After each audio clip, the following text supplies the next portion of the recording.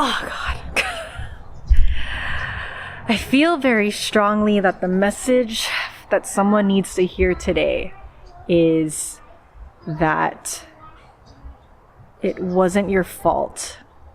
And you were absolutely victimized. It was totally what you went through and what you endured and what you just tolerated for so long. It wasn't your fault. It wasn't fair. It wasn't just. You didn't deserve it. And I just need you to know that it's okay that you're pissed off. It's okay that you're completely upset, that you're sad about it, that you have so much grief about it, that your emotions and your feelings about the things that have happened to you, the things that you've endured, that they matter, that they're valid, that they were absolutely the appropriate response to all the things that have happened to you. And I see that my battery is about to die, so I'm gonna wrap this up in a really short video. But someone needs to hear this, because as I've been going on this healing journey, healing chronic illness, healing traumas, healing limiting core beliefs, I've learned that I have completely neglected myself and my feelings and my responses to things, because the truth is, what you went through as a child, whatever traumatic event that you've endured, or it doesn't have to be a big trauma either, but just any time, especially when you were a child, any time that you experienced something that caused you so much pain, or if someone, caused a lot of pain for you, all of those things are valid. all of you being upset about it is valid. It makes total sense. You got hurt, babe. You got hurt. And the reason why you're still angry now, the reason why your body is still speaking up, is because you have not validated yourself. It's because these kids came out. It's because you were made to believe that your reaction to the atrocities that have happened to you were... And my battery died quicker than I thought it was going to be, and I have to take some chicken nuggets out of the oven right now, so here we are. Gotta love mom life, and it's like double duty mom life today, because I am watching my sister's kids as well. So I spent the day thankfully the kids play really well together, but I have run down the street a lot today and helped a lot of kids with all their different needs. There's a total of 5 of them right now, so I'm gonna go back outside and continue this message. What was I saying? I don't even remember. I was saying, oh yes, the atrocities that have happened to you. You have been made to believe, because you were probably surrounded by people who did not have the emotional capacities and the emotional wherewithal to be able to support you and to give you space to feel what you were feeling, who made you feel small, who made you feel wrong for feeling all the things that you're feeling. And honestly, however horrible your reactions, or however horrible people have implied that your reactions were, like you're so dramatic or you're too much. No, hun, you were not. You were not. I have done so much inner child work, and it's interesting. I've done different programs and I've worked with different coaches and practitioners, and the glaringly obvious thing that has come to light through working through all these things is that I thought I was so wrong and that I couldn't trust myself my whole life, because I just was simply around people and in environments that people weren't doing this kind of work. And so to be told over and over and over again by different people, different practitioners, different programs, different courses, to have the takeaway message be, you were actually right, you like everything that you're feeling, it was absolutely the appropriate response to what was happening to you and around you as a helpless child, really, because children are helpless, right? We have to rely on our caregivers for everything, for sustenance, for shelter, for food. They provide everything, and for emotional support and emotional teaching. Unfortunately, we grew up with a lot of parents that just didn't have that. They just didn't have it. And unfortunately, especially if you're dealing with chronic illness, especially if you're dealing with relationship issues, like major relationship issues and money issues, all of it stems from that.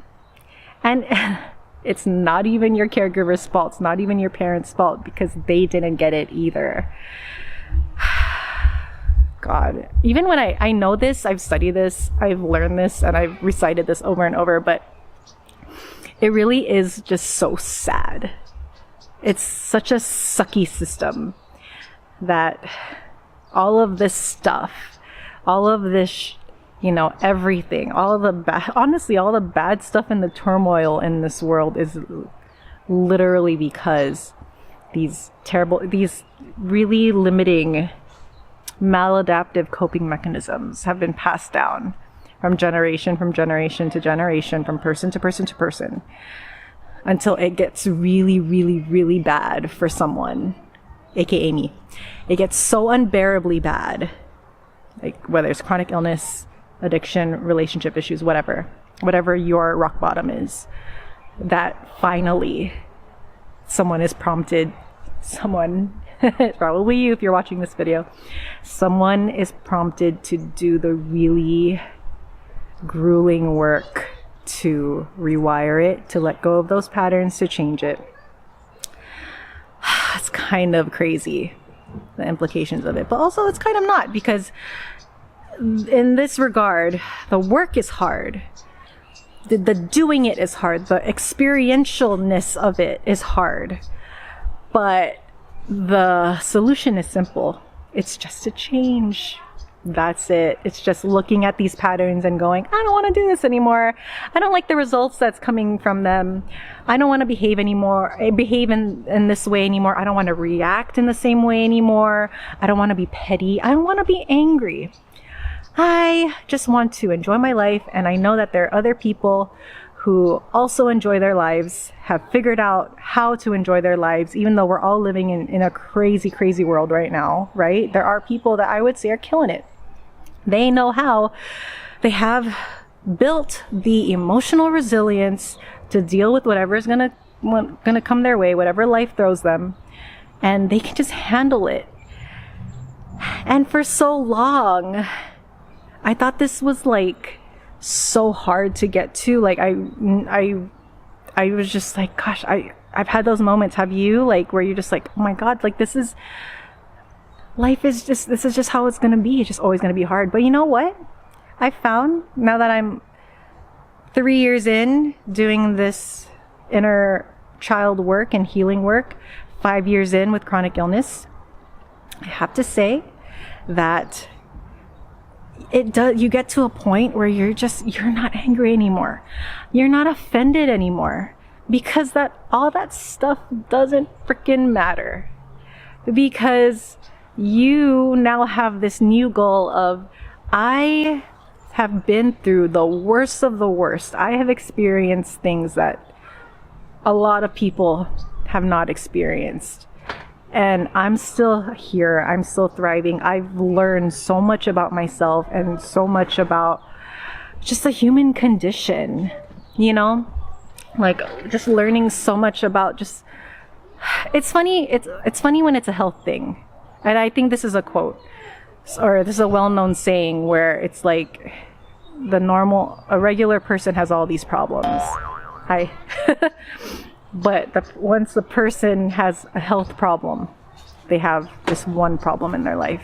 Because when it's your health, right? If you're going through a health issue, when it's your health, it's all encompassing. It's in your face. It's tangible. It's visceral. You are like physically suffering. It feels like, right? Just physical suffering every day. So when you get stripped down, like I feel like it's like God just took his tenderizer And he's just like tenderizing the crap out of you, like literally tenderizing the crap out of you, because what he's tenderizing is all the worries you've had of frivolous things, all the stress you've had about this person. You know, I don't know why they act this way. I don't know why they treat me this way. Oh, my kids are crazy, blah, blah, blah, blah, blah. All that stuff doesn't freaking matter. I think that's kind of like, I feel like that's true enlightenment. Not to say that I'm enlightened by any means, but oh gosh, do you think she's gonna do it? Can you see that? Oh. Eloise was she was, what's the word? Eloise was insinuating that she was going to drop her little prize teddy bear into this dirty pool water that we have in our backyard that we have not moved since the pandemic started. So anyway, yeah, what is the point of this message? I don't know. I just feel like someone needs to hear today. Yeah, someone needs to hear that what happened to you, totally valid. All the shit people said to you that was just diminishing your worth and your, you know, making you feel so small and making you feel so unsure of yourself, and just like internalizing all of that and making you the bad person, making you the weak person, making you not enough, making you not worthy, whatever. That's all bull. That is all BS. My challenge to you now is to throw all the stuff that you intuitively, you know it's all lies, and you know it's not the real you. You know that you're exceptional. You know that you're incredible. You know that you have so much value to offer the world. You know that. But you've been led to believe otherwise. So a lot of this journey is summoning up the courage and the bravery to stand up for yourself and say, no, I know what I can bring to the table. I know that I work my butt off. I know that I have value. I know that I contribute so much meaningful stuff to the world, to my relationships, to the people around me, because I care. And everything else doesn't freaking matter. That's all I'm learning. Nothing freaking matters. Nothing freaking matters. Like, it doesn't matter. Just go be the highest version of yourself. Just be it. Like, you can choose. Just be this amazing person that you know you are. You know you are. You're just scared to say it, but you are. And just stop caring about anything. You know, who cares what people say to you, about you, whatever? Doesn't matter. No. What matters is, how do you feel about yourself? How do you feel about your life? How do you feel about the results that are showing up in your life? What you're doing? Yeah, just all that stuff. Just let go. Like, let go of the shit. Let go of the lies. And just start living the life that you actually want, because that's all that matters.